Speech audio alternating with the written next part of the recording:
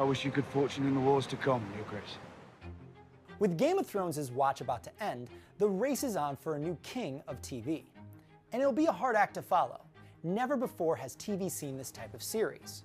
According to Variety, its budget has steadily risen from $6 million per episode to $15 million for its blowout final season. Combine that with engaging storytelling and characters you feel like you know, and HBO has concocted a cultural behemoth. It's like having Star Wars or Lord of the Rings, but every single week in your own home. It continues to outdo itself in ratings. Prior to its record-breaking finale, Season 7 had been averaging 31 million viewers per episode. It's tough to prove exactly how many people have signed up for HBO because of Thrones, but we do know that since it premiered in 2011, home box office has added over 41 million more subscribers worldwide.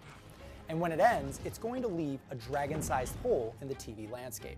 So it's no surprise every media company wants in on the spoils, to have that next must-watch show everyone is talking about. There's a war coming, Ned.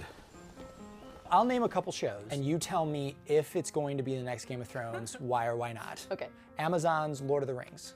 My guess is no. Why? One, there already is a Lord of the Rings in existence. It's hard to imagine that the Amazon version is going to do a better job than those did. We know the story. So what exactly is it going to bring to the table that's like going to be a mystery, that in the way that like Game of Thrones is still this big open-ended mystery about how it ends? Disney's Star Wars.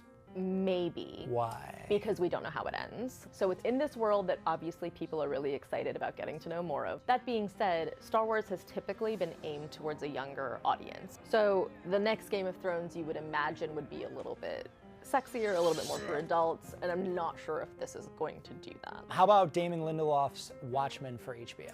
I think it could be big. So Damon Lindelof is a very good storyteller. I think with Lost really demonstrated how captivating he could make sort of central questions of like existence into a sort of a mystery thriller type of thing.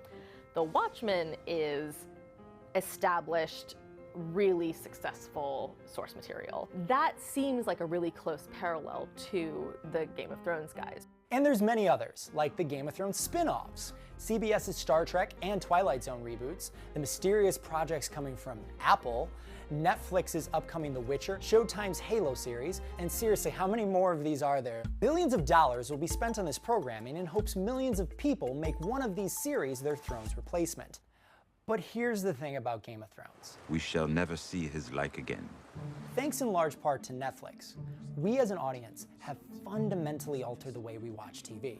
With a TV show, it's like 9 p.m. every Sunday, you know what you're doing. You're watching Game of Thrones and everyone else is too. With Netflix, it's not week to week, it's season to season. They don't have synchronicity, for lack of a better word. But not everybody wants that. And I think the model that Netflix works really well with is giving a bunch of different people exactly the little thing that they want. So as the list of options grows, it's difficult to find that hit with mass appeal.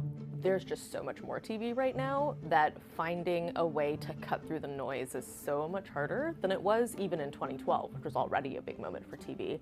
Other networks, other platforms are really willing to spend the money, the type of money, that Game of Thrones money, and yet that is not immediately translating into viewers. If anything, we've sort of seen in the last couple of years, a lot of really expensive shows have just not really gone anywhere with viewers. In this new media world, Game of Thrones might be one of the last to rule over the entire TV kingdom.